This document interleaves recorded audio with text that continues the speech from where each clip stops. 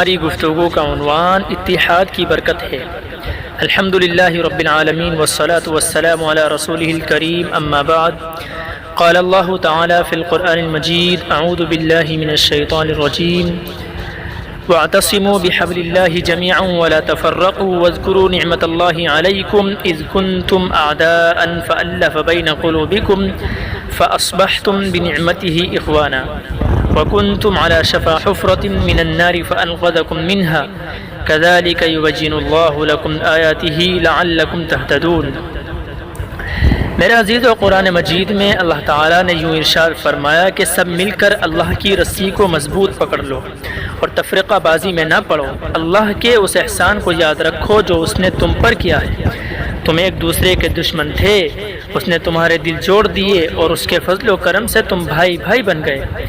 تم آگ سے بھرے ہوئے ایک گڑھے کے کنارے کھڑے ہوئے تھے، اللہ نے تم کو اس سے بچا لیا۔ اس طرح اللہ تعالیٰ اپنی نشانیاں تمہارے سامنے روشن کرتا ہے، شاید کہ تم ان علامتوں سے تمہیں اپنی فلاح کا سیدھا راستہ نظر آ جائے۔ میرے عزیزو، اللہ تعالیٰ نے مسلمانوں کو ایک امت بنایا ہے، ایک اللہ کی عبادت کا حکم دیا ہے، ایک کتاب کو ان کی زندگی کا دستور بنایا ہے اور ایک آخری نبی کی اطاعت کا مطالبہ کیا ہے۔ مسلمانوں کو اختلاف و انتشار، تفرقہ اور تنازع اور باہمی جنگ و جدال سے منع کیا ہے اور ایک جسم کے اعضاء کی طرح متحد اور معاون رہنے کا حکم دیا ہے۔ مسلمان جب تک اللہ کے اس حکم پر عمل کرتے رہیں گے وہ تسبیح کے دانوں کی طرح مقدس، مربوط اور مضبوط رہیں گے اور موتی کی طرح قیمتی رہیں گے۔ جب وہ بکھر جائیں گے، آپسی اضطراب اور انتشار کا شکار ہو جائیں گے تو کنکر و پتھر کی طرح بے قیمت اور بے وقت ہو جائیں گے۔ یہ ساغر اور شیش، لعل و گوہر سالم ہوں تو قیمت پاتے ہیں، یوں ٹکڑے ٹکڑے ہوں تو فقط چبھتے ہیں، لہو لہوار ہوتے ہیں۔ میرے عزیزو، دنیا کی شیطانی طاقتیں ہمیشہ سے اس طاق میں لگی ہوئی ہیں کہ وہ مسلمانوں کو متحد نہ ہونے دیں اور ان کو آپس میں لڑا کر ان کی طاقت کو کمزور کر دیں، پھر ان کو اپنے مفادات کا لقمہ بنا لے یا ان کو سیاسی غلامی میں مبتلا کر دیں۔ حضور کریم صلی اللہ علیہ وسلم کے زمانے میں بھی یہودی، مشرکین اور منافقین مسلمانوں کی صفوں میں انتشار برپا کرنے کی کوشش کیا کرتے تھے۔ یہ لوگ کبھی مدینہ کے مسلمان قبائل میں جھگڑا کراتے اور کبھی انصار اور مہاجرین میں تصادم کی کوشش کرتے تھے، مگر رسول کریم صلی اللہ علیہ وسلم ہمیشہ مسلمانوں کی صفوں پر نظر رکھتے تھے اور ان میں شگاف پیدا ہونے نہ دیتے۔ مدینے کے دو قبیلے اوس اور خزرج کے درمیان 100 سال سے جنگ ہوتی آ رہی تھی۔ دونوں قبیلے ایک دوسرے کے خون کے پیاسے تھے اور ایک دوسرے پر قاتلانہ حملے کرتے رہتے تھے۔ یہ جنگ بعاث کے نام سے مشہور ہے۔ رسول اللہ صلی اللہ علیہ وسلم نے ان دونوں قبیلوں کو کلمہ اسلام پر متحد کر دیا اور ان کی دشمنیاں بھلا کر ان کے دلوں کو جوڑ دیا۔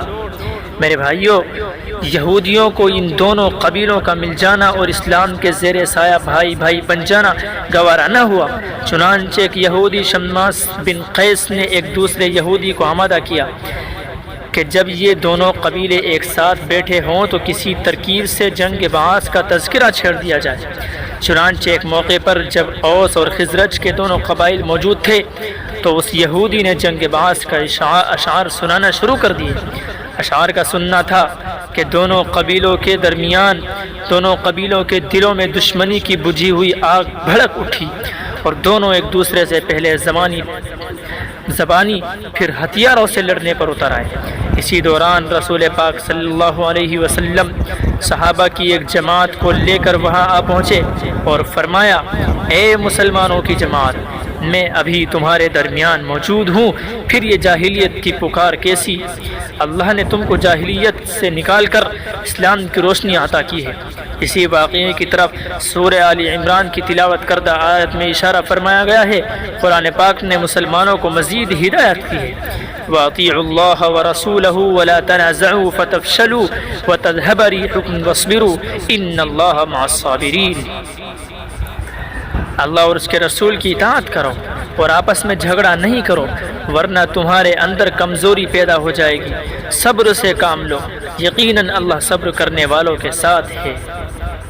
میرے عزیزو، جب جب مسلمانوں نے اللہ کے اس حکم کو نظر انداز کیا اور باہمی اختلاف اور لڑائی کا راستہ اختیار کیا ہے، تب تب ان کو تباہی اور بربادی اور ذلت خواری کا راستہ دیکھنا پڑا ہے۔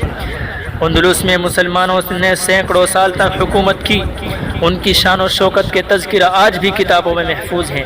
تہذیب و تمدن کی ایسی دنیا آباد کی کہ آج بھی اہل یورپ حیرت سے ان کے محلات اور آثار کو دیکھتے ہیں۔ علم و ثقافت کا وہ معیار قائم کیا کہ دنیا نے اس سے بڑا سبق سیکھا۔ ایک وقت وہ بھی آیا جب ان کو اپنا محل، اپنی تہذیب و تمدن کے آثار سب کو چھوڑ کر ملک سے نکلنا پڑا۔ میرے بھائیوں، ہوا یہ کہ جب وہ اندلس میں فاتحانہ داخل ہوئے تھے تو وہ کلمہ توحید کی بنیاد پر متحد اور مربوط تھے، اور جب ان میں قبائلی عصبیت پیدا ہوئی، ان کی جب قلش رونما ہوئی، یمنی اور حجازی کے جھگڑے شروع ہوئے، نجدی اور صحرائی کشمکش نے سر اٹھایا، اور ایک خاندان نے دوسرے خاندان سے اقتدار چھیننے کے لیے آپس میں تلوار اٹھائی، تو دشمنوں نے موقع کو غنیمت جانا، ان کو لڑنے میں مدد پہنچائی، اور جب یہ مسلمان آپس میں لڑتے ہوئے کمزور ہو گئے تو عیسائیوں نے ان کو مار بھگایا اور اندلس پر قبضہ کر لیا، مسلمانوں کا قتل عام کیا اور ان کی عزت و آثار کو خاک میں ملا دیا۔ اندلس کا آخری خلیفہ عبداللہ عامر المنصور جب اندلس چھوڑ کر واپس جا رہا تھا اور سمندر کے کنارے کھڑی کشتیاں اس کا انتظار کر رہی تھی تو وہ اپنی بربادی پر زار و قطار رو رہا تھا۔ پہاڑی کی اوٹ سے ایک بوڑھا لاٹھی ٹیکتا ہوا نکلا اور بولا، یہ دن تم کو دیکھنا ہی تھا، تم نے آپس کی لڑائی میں مسلمانوں کو قتل کروایا، میرے 4 جوان بیٹے جو میرے بڑھاپے کا سہارا بنتے تم نے آپس کی لڑائی میں شہید کروا دیے، میں نے تمہارے شہر چھوڑ دیا اور پہاڑوں میں پناہ لے لی، اور میں منتظر تھا کہ ایک دن عیسائی تم کو رسوا کر کے نکالیں گے، تو وہ آج کا دن ہے، ابھی کیا روتے ہو، قیامت کے دن تم کو اور رونا ہے اور بہت زیادہ رونا ہے۔ یہ کہہ کر بوڑھا اپنی لاٹھی ٹیکتا ہوا پہاڑوں میں واپس چلا گیا۔ عامر المنصور کو ایسا لگا جیسے آج ہی قیامت ہے اور آج ہی اس کے حساب کا دن آ پہنچا ہے۔ میرے عزیزو، شاید ہم مسلمانوں نے آج بھی اس تاریخی حادثے سے سبق نہیں لیا ہے۔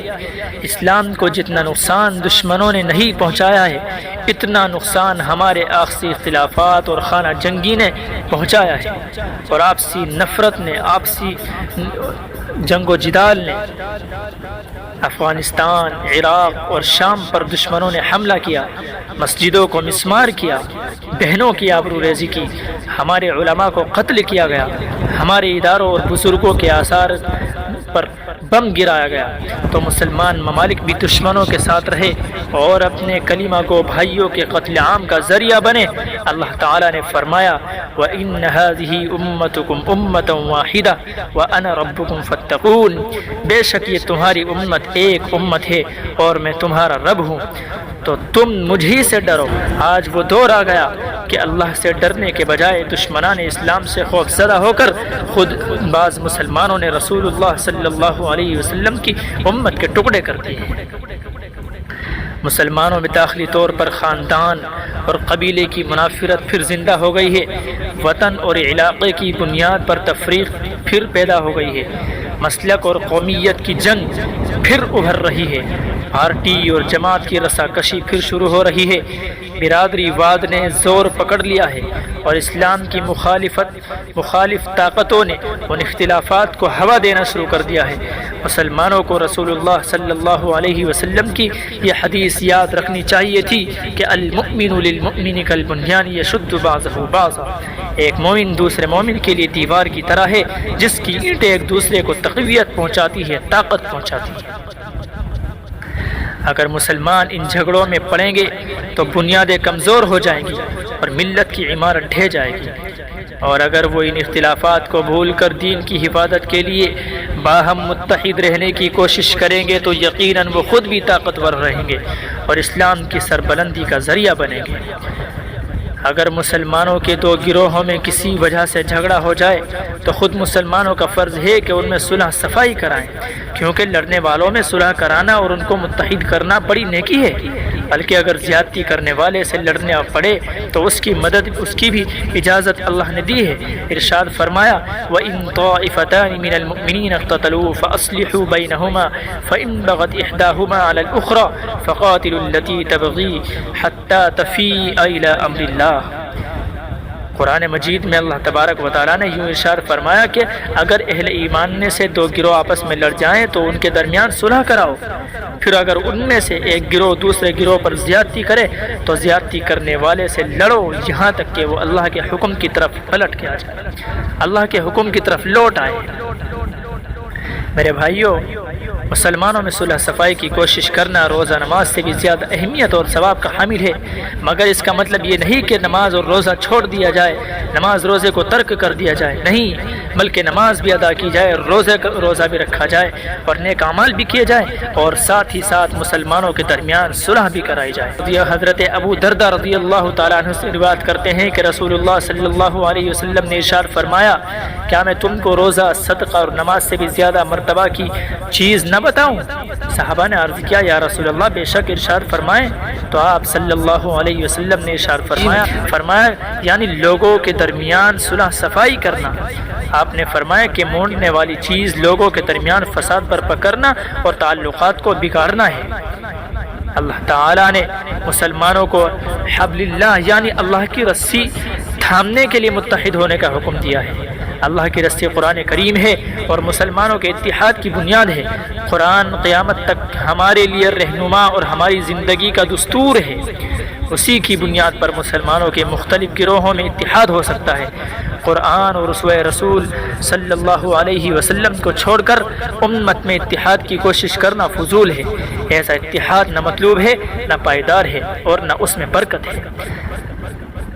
رسول اللہ صلی اللہ علیہ وسلم نے فرمایا جب اس امت کے رہنما قرآن سے فیصلہ کرنا چھوڑ دیں گے تو اللہ تعالیٰ اس امت کے اندر اختلاف ڈال دے گا۔ اللہ تعالیٰ سے دعا ہے کہ وہ امت مسلمہ کو اتحاد کی قوت عطا فرمائے۔